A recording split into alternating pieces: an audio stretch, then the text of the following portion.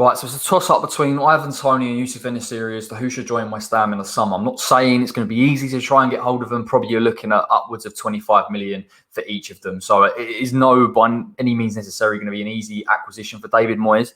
But both those strikers are showing real culpable abilities that we can use in this West Ham side in terms of ball retention, creativity, bringing others into play, and naturally, of course, finishing. You look at finishing for both of the players, they're very, very equal in terms of shot accuracy, 41% for Ivan Toney to En-Nesyri's 39%. So there's really nothing in it, to be honest. You then get down to the shots on target per 90. Ivan Toney shades it, but En-Nesyri gets more of a return in terms of goals on target than Ivan Toney does. So En-Nesyri, the more clinical of the two players, it seems a bit harsh on either of them to really sort of decipher it between that. But you look at En-Nesyri's expected goals of +9, shows that he really is getting goals from positions that he's got no right to do so from.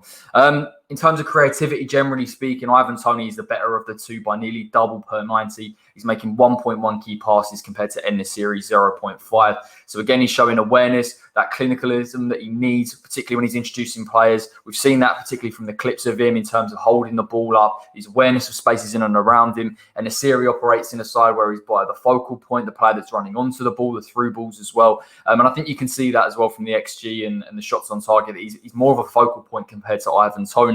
In terms of comparing them in their positions on the pitch, very variable, both happy to come deep, pick it up as well. Ivan Toney probably the stronger of the two, but I will, of course, get onto the stats regarding ball retention with that. But other than that, the dribbles are nearly exactly the same. And I think when we're looking at comparing them to Mikel Antonio is well out in front in terms of his ability to carry that ball over long distances and the progressive carries. And you saw that particularly with him transferring now from being a winger into almost like a number 9.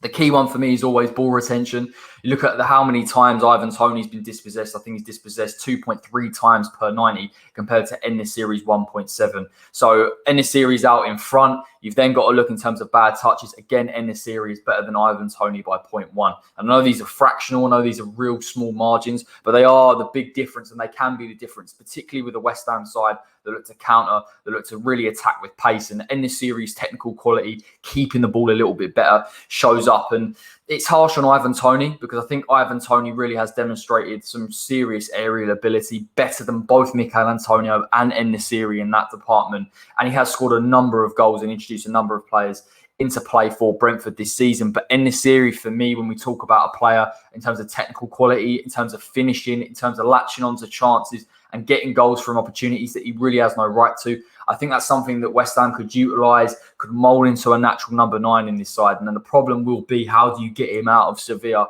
a side with European football that are competing at a higher level currently than West Ham? And it could be that we go to Ivan Toney as a replacement for En-Nesyri. But having said that, both Ivan Toney and En-Nesyri are showing better technical qualities than Mikel Antonio. And whilst Mikel Antonio is well out in front in terms of dribbles, even in terms of defensive stats, both of those players would be an improvement on Mickey. And there's no reason why Mikel Antonio can't be included into an attacking 3. If we play a 4-3-3, maybe next season, or a 3-4-3. Again, Mikel Antonio has got that variability in his play where possibly we can play En-Nesyri Antonio or Ivan Toney and Mikel Antonio. So there are a lot of options there for West Ham. Let me know in the comment section, who would you have in? You know, I've had to go with En-Nesyri because I've picked those criteria, and I've got to be fair to that. I really like the look of Ivan Toney, and I know a lot of people do as well. Would you like to see Adam Armstrong or Tammy Abraham even so? Let me know your thoughts on West Ham's potential transfer targets in the summer. And until next time, everybody, take care.